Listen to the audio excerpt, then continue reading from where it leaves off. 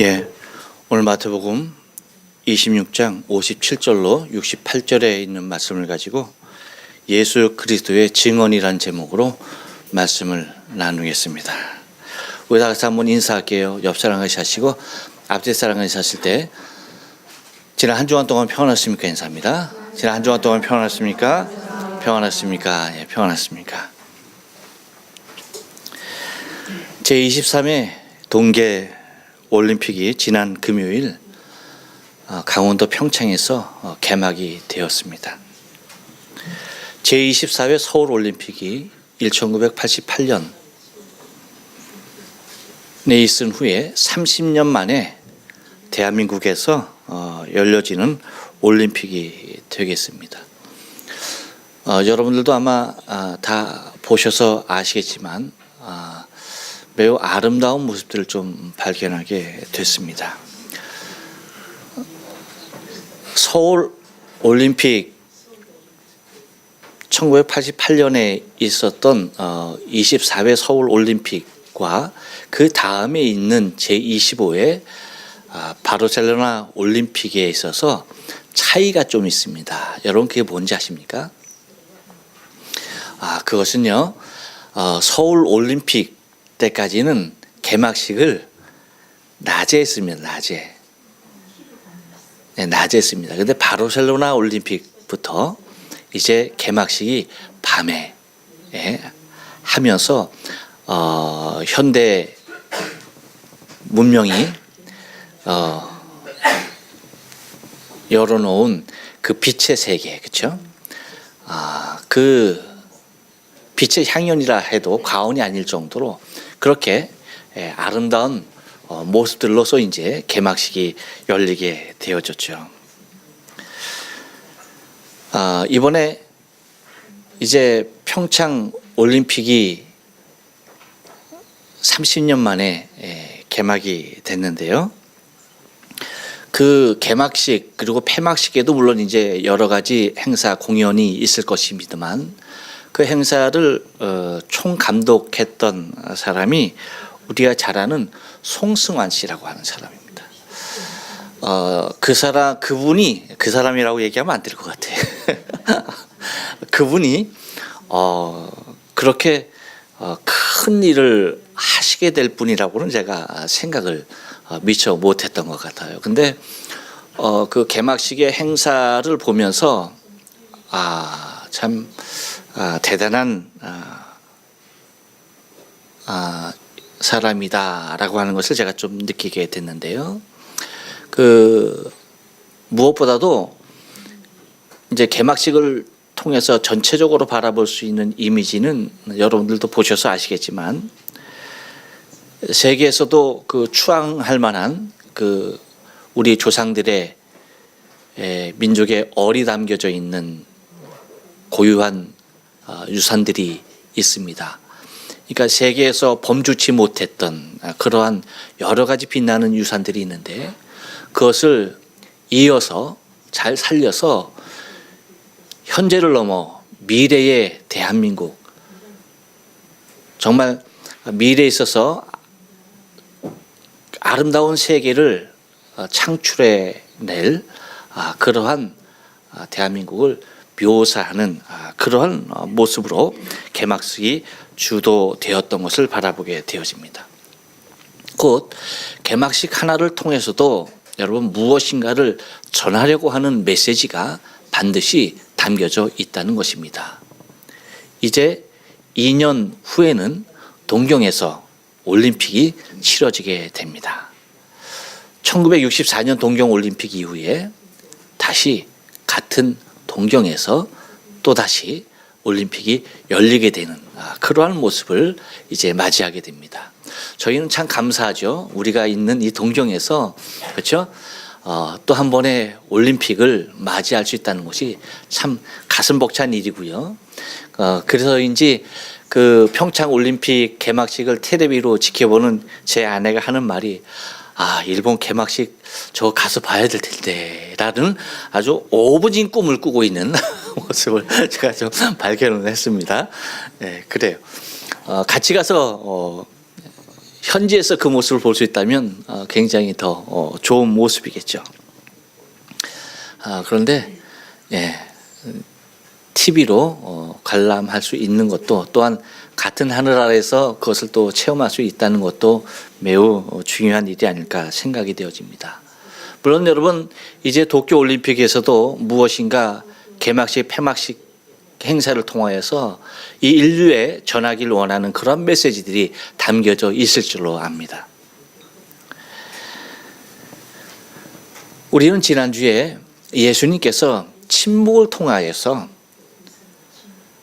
당신이 전하려고 했던 분명한 의도, 메시지가 있었던 것들에 대하여서 우리가 좀 찾아봤습니다. 그래서 예수 그리스도의 침묵에 대하여서 여러분에게 5가지로 말씀을 드렸는데 혹시 기억이 나십니까? 예. 그렇죠. 예수님의 침묵은 말보다 강한 대답이었던 것을 우리가 바라봤고요. 또한 예수님의 침묵은 위증에 대한 반증이었다라고 하는 정확한 반론이었다라고 하는 것을 여러분 말씀해 드렸고요. 또한 예수님의 침묵은 거짓 증인을 정죄하지 않는 모습인 것을 여러분 봤고요. 또 하나, 예수님의 침묵은 결코 직무유기가 아니었다는 것입니다. 또 예수님의 침묵을 통하여서 그들이 얼마나 소경되었던 사람들인가에 대하여서 말씀을 드렸어요.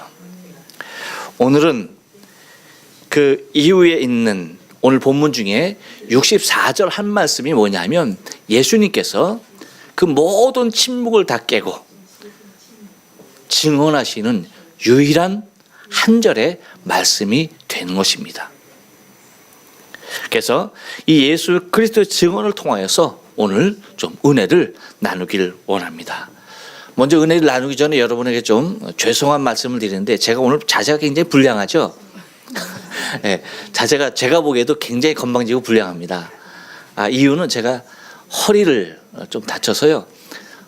이게 제대로 제가 서 있을 수가 없습니다. 그래서 팔에다 힘을 주지 아니하면 허리에 힘이 가기 때문에 제가 팔이 지금 끊어질 정도로 제가 제 몸무게를 이 팔에다 좀 싣고 있다 보니까 자세가 좀 이렇습니다. 이해해 주시고요. 여러분, 예수님께서 우리에게 주시는 예수님의 재판 중에 있어서 친히 말씀하시는 그분의 증언을 통하여서 우리의 신앙을 한번 돌아보길 원하는데요. 여러분, 예수 그리스도가 무엇을 증언하고 계십니까? 한번 따라서 합니다. 하나님의 아들 그리스도임에 대한 증언입니다. 하나님의 아들 예수 그리스도에 대한 증언인 것을 우리는 바라보게 되어지죠. 60절 상반절 말씀 여러분 우리가 다 같이 보면 이렇게 얘기해요. 예수께서 이르시되 내가 말하였느니라. 여러분, 우리는 하루에도 수없이 많은 말들을 하고 살아갑니다. 우리의 입술의 말들을 여러분 한번 다 헤아려 본다라고 한다면 정말 가히 헤아릴 수 없을 정도로 수없이 많은 말을 우리가 일상 중에 하고 있는 것들을 바라보게 되어집니다. 그런데 여러분, 우리가 기억해야 할 것은 뭐냐면 이 많은 말 중에서 이 말들이 나를 살리기도 하고 나를 죽이기도 한다는 엄청난 사실이에요. 예수님께서 말씀하시는 내가 말하였느니라, 이 말이 여러분 무슨 말입니까?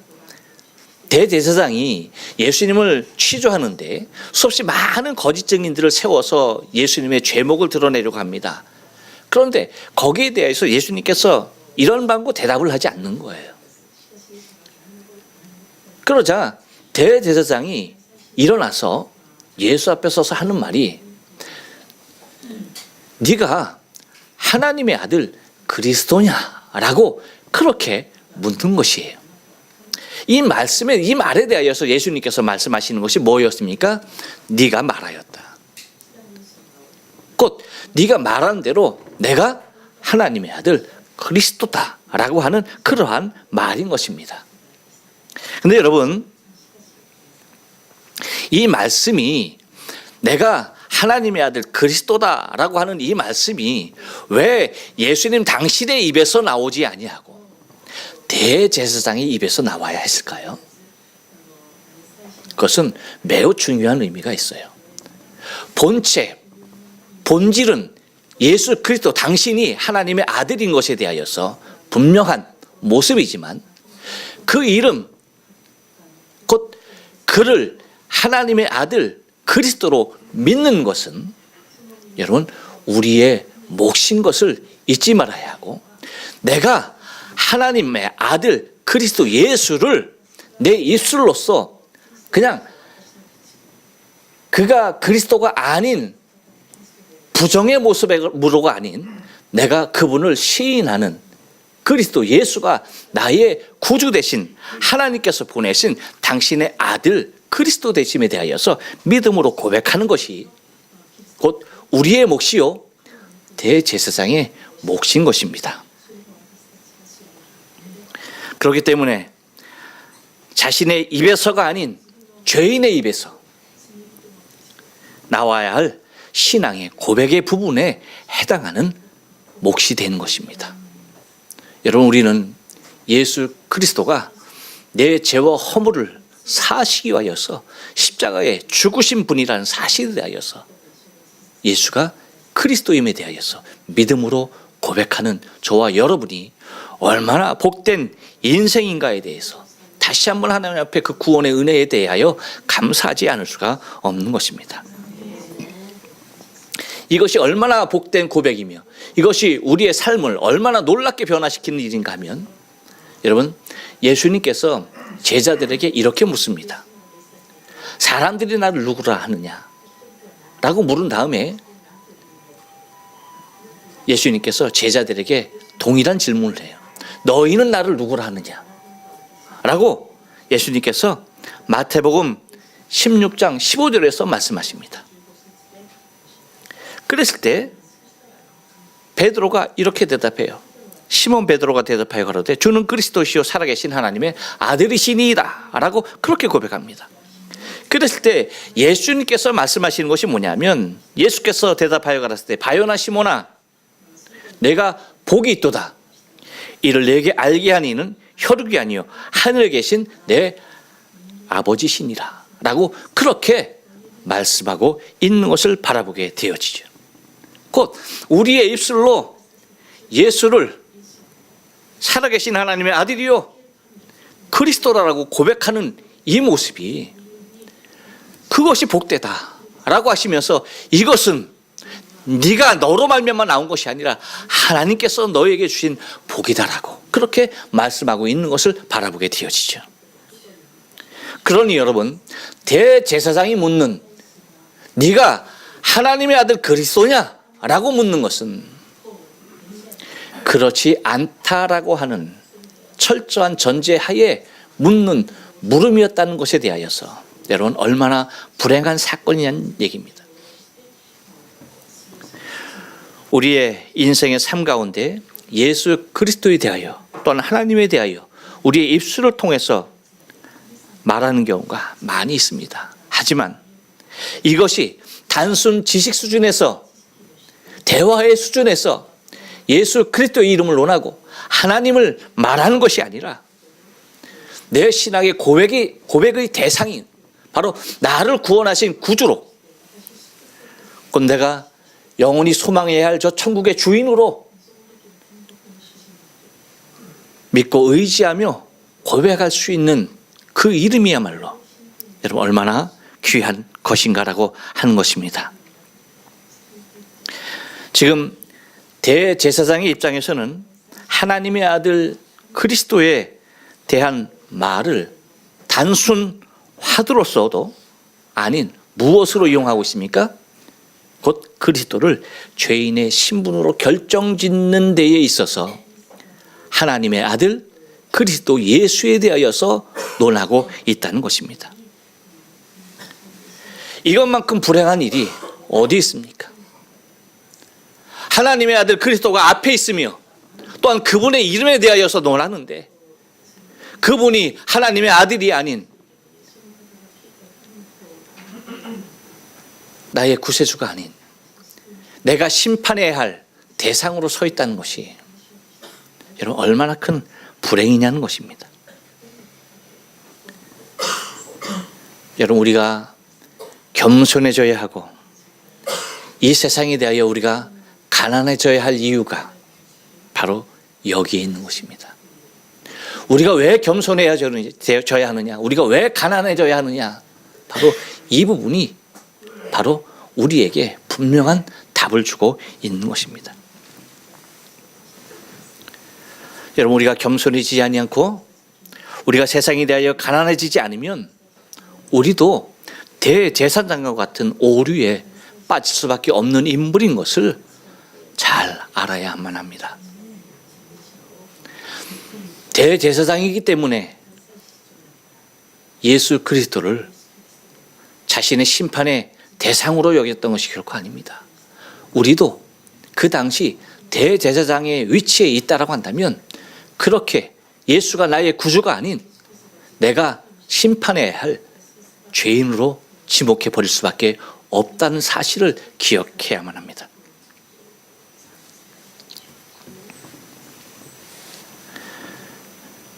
여러분, 왜 예수님께서 탄생하실 때에 말구유에 오셔야 했습니까? 그 이유가 뭡니까? 그것은 가난한 자의 모습으로 오셔야 했기 때문입니다. 아무리 예루살렘에 호적하는 사람이 많다 할지라도 만약에 마리아와 요셉이 돈을 많이 가진 사람이라고 한다면 예수를 말구유에서 날 이유가 하나도 없습니다. 여러분 생각해 보세요. 방이 없겠습니까? 돈이 없겠습니까?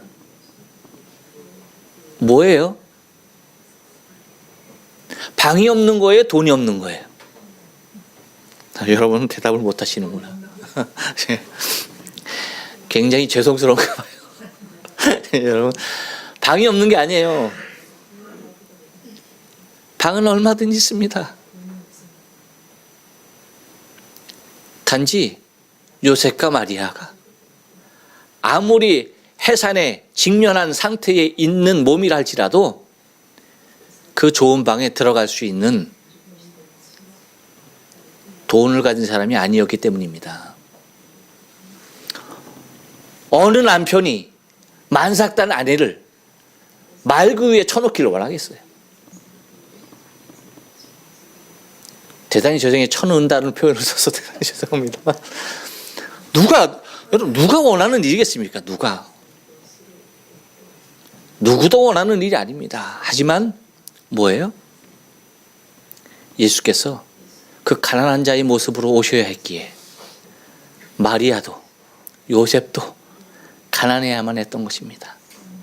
만약에 예수님께서요, 여러분 이 세상에 가장 부한 자로 오셔야 했다라고 한다면 마리아와 요셉에게서 오실 것이 아니었습니다. 그렇지 않습니까?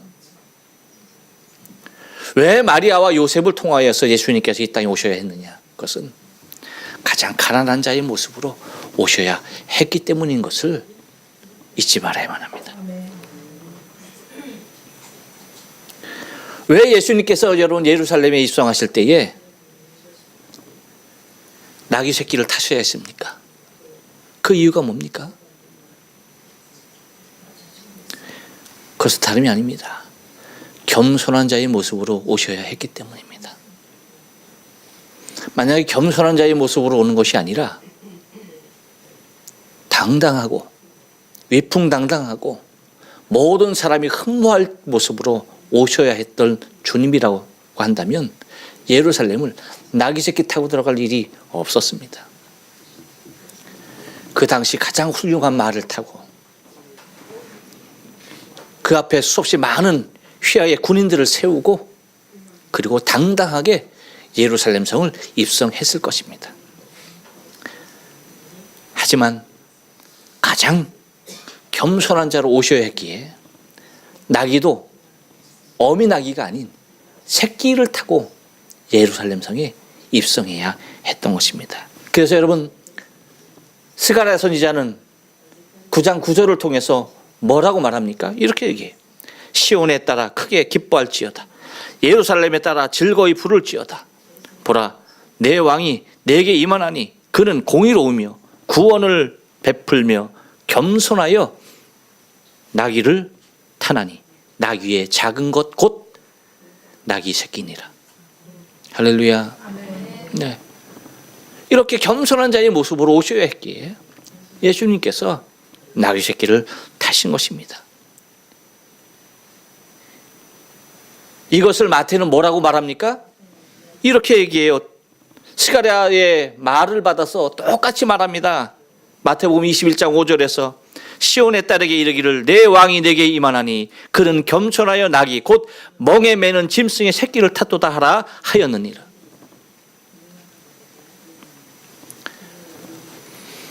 여러분, 왜 바울을 자신의 모든 것을 배설물과 가도 같이 여겨야만 했던 것일까요? 그 이유가 무엇입니까? 물론 여기에 대해서는 오늘 2부 오후 예배 2시에 여러분에게 좀 더 자세히 말씀을 드리겠습니다만, 고린도전서 6장 27절 보면 바울은 이렇게 고백합니다.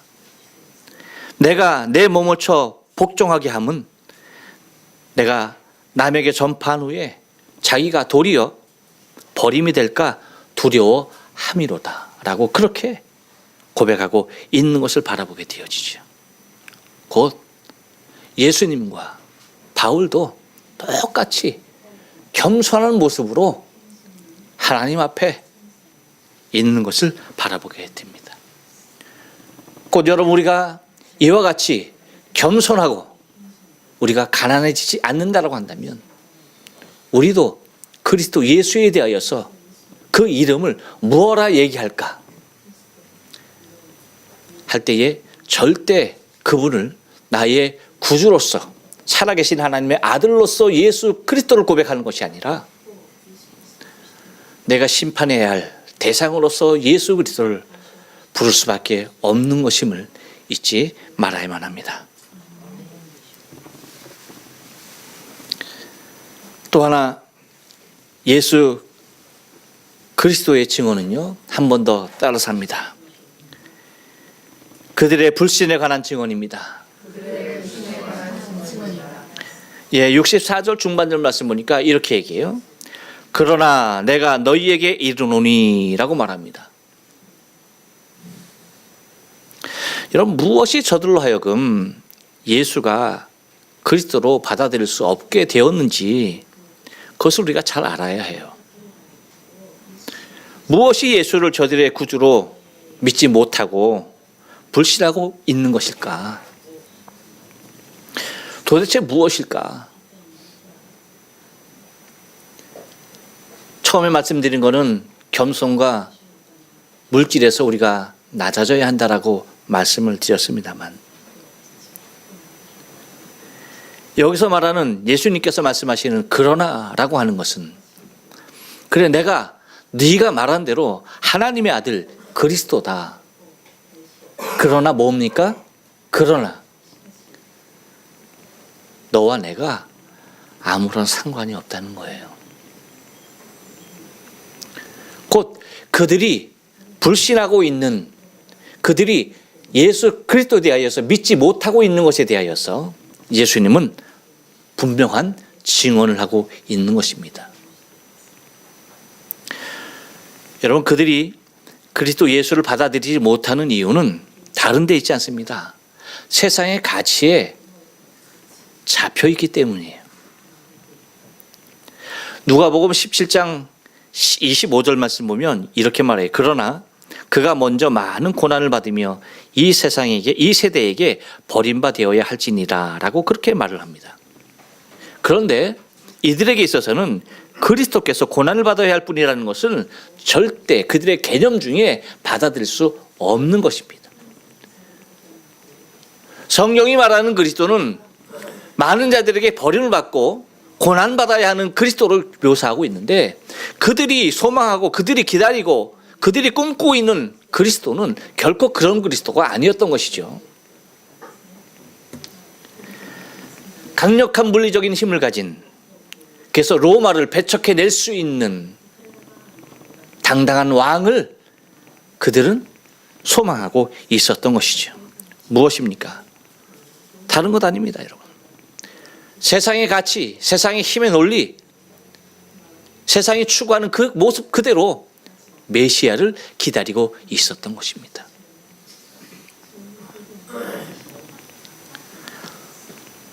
그들은 또 하나 그리스도 예수를 받아들일 수 없었던 이유 중에 하나가 가시적인 것에 사로잡혀 있었기 때문입니다. 여러분, 우리가 예수님에 대하여서 그림을 그리거나 성화를 그려놓은 것을, 예수님의 초상화를 보면은 내가 보기에도 참 흠모할 만하네, 남자가 보기에도 반할 정도야, 그러니 여자들이 보면 얼마나 반할까 싶은 생각이 나요. 여러분, 예수님의 초상화 보고 아, 예수님 참 잘생겼다라고 생각해 보지 않으신 분 계십니까? 생각조차 안 하셨군요. 저만 불손하게 생각을 했나 봐요. 여러분 생각 안 해보셨어요? 정말 예수님 잘생겼다. 미남이다. 솔직히 얘기하면 나보다 더 잘생긴 것 같아. 더 잘생긴 것 같아. 나도 굉장히 한 인물 하는데, 야, 내 인물은 저리 가라야. 아니, 물론 내가 머리카락이 있다 하더라도 그 인물 못 따라갈 것 같다는 얘기예요. 네? 아니, 이게 머리가 없어서가 아니라 있어도 예수님의 초상화를 못 따라가겠더라고. 근데 아마 실질적으로 예수님이 그렇게 생겼다고 한다면 그 모습으로만 봐도 예수님께 반해서 주님 하고 따라야 할 사람들이 많이 있었을 것 같아. 여러분, 성경에서 뭐라고 표현하십니까? 이렇게 얘기합니다. 이사야를 통하여서 말씀하시는 것을 보면, 이사야 53장 2절에 보면, 그는 주 앞에서 자라나기를 연한 순 같고 마른 땅에서 나온 줄기 같아서 고운 모양도 없고 풍채도 없은즉 우리의 보기에 흠모할 만한 아름다운 것이 없도다. 여러분, 마른 땅에서 나온 줄기가 어떻게 생겼겠어? 예? 줄기가 하나 나오는데, 여러분, 그래도 촉촉한 땅에서 나오는 줄기는 얼마나 파릇파릇하고, 여러분, 얼마나 힘이 있고 얼마나 아름다워 보입니까? 근데 마른 땅에서 마른 땅에서 나오는 줄기가 여러분 어떻겠어요? 베베 타들어가지고, 그렇죠? 베베 꼬여가지고, 그러니까 고운 모양도 없다라고 얘기합니다. 뿐만 아니라 풍채도 없다.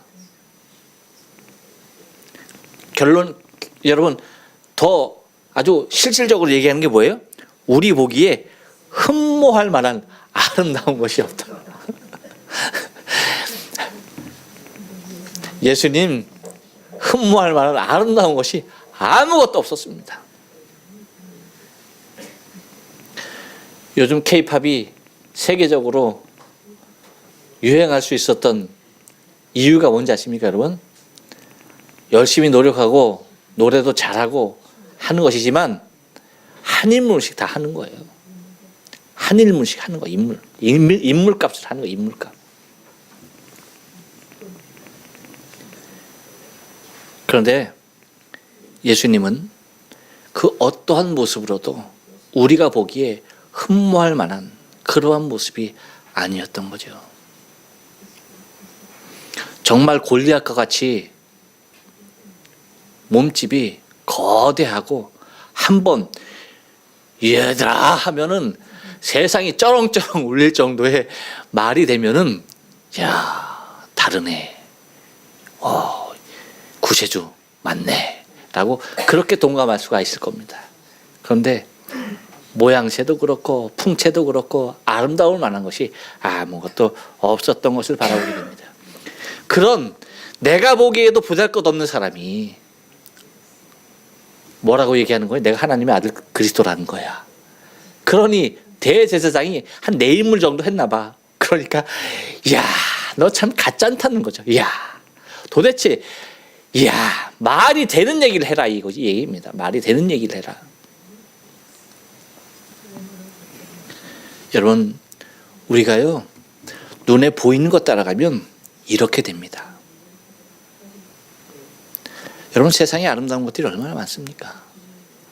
따라가면요 거기 도취될 수밖에 없어요.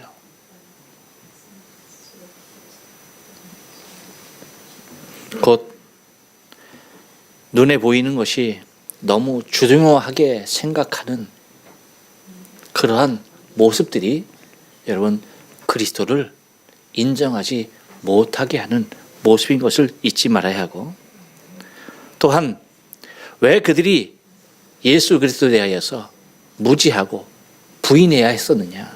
그것은요 자기 자신이 구원의 대상으로 생각하지 못하고 있다는 거예요. 큰 문제입니다. 내가 구원받을 자인 것에 대하여서 구주 앞에서 생각지도 못하는 거예요. 메시아 그리스도가 내 죄와 허물을 사하기 위해서 이 땅에 오신다는 사실에 대하여서 그들은 받아들이지 못하는 거예요. 곧 스스로가 죄인임에 대하여서 인정치 못하고 있는 것입니다. 일만에 하나 자신이 죄인이라는 것을 생각하면 아무리 보기에 초라하고 아무리 보잘것없다 할지라도, 흠모할 만한 아름다운 구석이 아무데도 없다 할지라도 나 하나가 죄인이라는 사실만으로도 여러분 그분이 어떻게 생겼든 그것이 문제가 되는 것이 아니라 내 흉악한 죄악이 내 안에 발견되기만 하면 예수님보다 더 흉악한 모습의 사람 앞에서라도 어떻게 됩니까? 그분이 구주라면 고백할 수밖에 없는 모습이죠. 그런데 예수 그리스도 앞에 당당하게 그리스도를 심판의 대상으로 부를 수밖에 없는 이유가 뭐냐? 그것은 나는 너와 같은 죄를 짓지 아니했다라고 하는, 나는 죄인이 아니라고 하는 그러한 모습에서인 것을 여러분 바라봐야 하는 것입니다. 그래서 요한을 통하여서 하나님께서 요한복음 3장 16절에 주시는 말씀이 뭡니까? 하나님이 세상을 이처럼 사랑하사 독생자를 주셨으니 이는 저를 믿는 자마다 멸망치 않고 영생을 얻게 하려 함이다라고 그렇게 말씀해주고 있는 것을 바라보게 됩니다.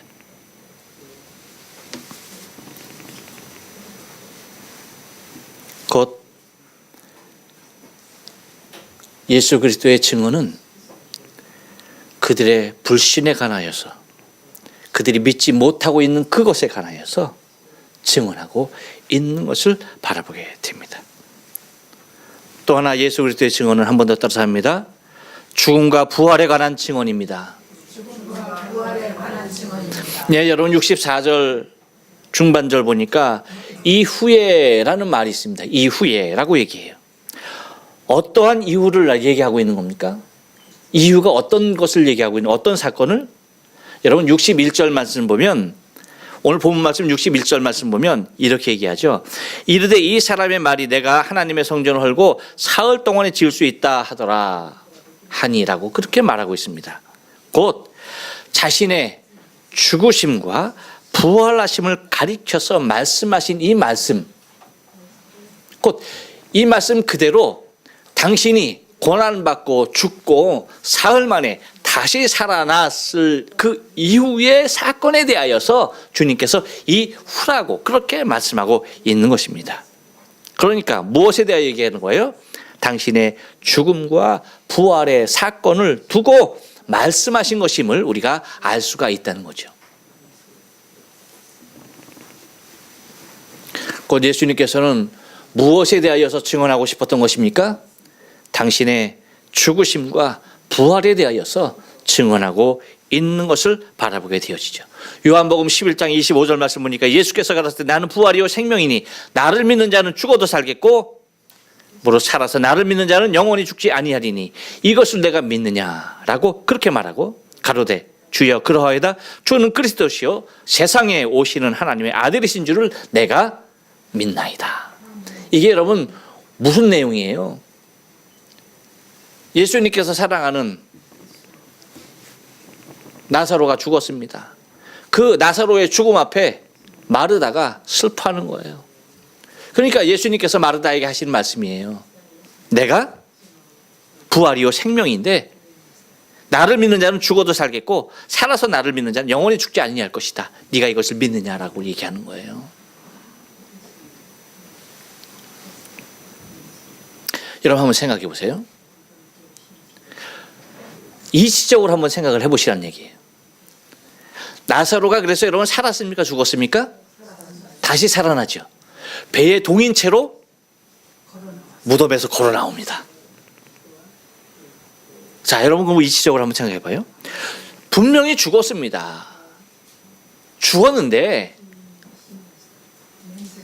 네, 죽은 지 나흘이나 되어서 냄새가 나는 거예요. 근데 그가 다시 살아났습니다. 자, 그렇다고 한다면 열어봐요.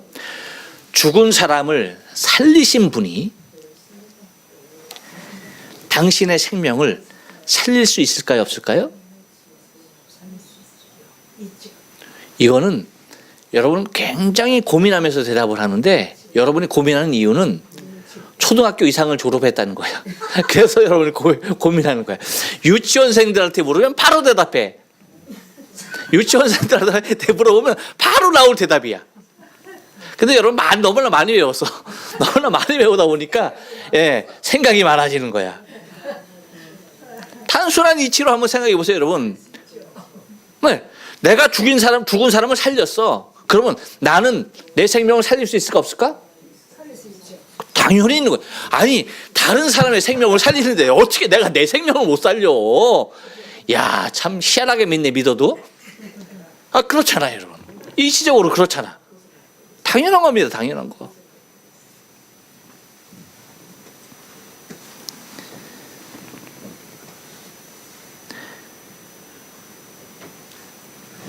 똑같은 물을 다시 한번 드려요. 여러분, 살아난 그 생명에게 예수님께서 영생을 주셨어요.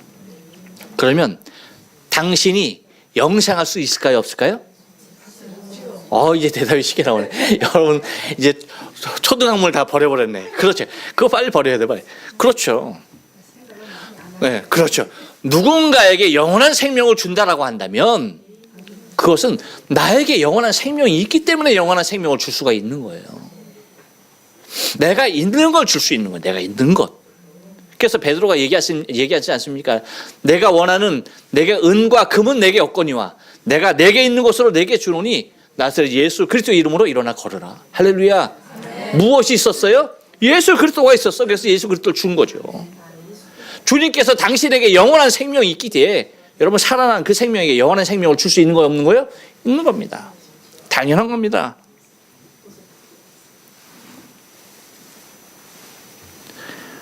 우리가 이 세상의 가치를 배설물과도 같이 여길 수 있는 결정적인 이유가 무엇입니까? 하나님의 나라, 저 천국에서 우리에게 주어질 영원한 생명 아닙니까? 여러분 그것 때문에 이 땅의 모든 것을 배설물과 같이 여기며 버릴 수 있는 것 아니냐는 얘기입니다. 많은 사람들은 이 세상 사람들은요, 이 세상에서의 죽음을 마지막으로 생각합니다. 모든 것이 끝이라고 생각합니다. 이제 더 이상은 아무것도 없다라고 말합니다. 그렇지만 여러분, 우리의 죽음은 이 세상의 마지막을 얘기하는 것이 결코 아닙니다. 새로운 내세를 향한 하나님의 나라 저 천국을 향한 그곳에 들어가는 관문을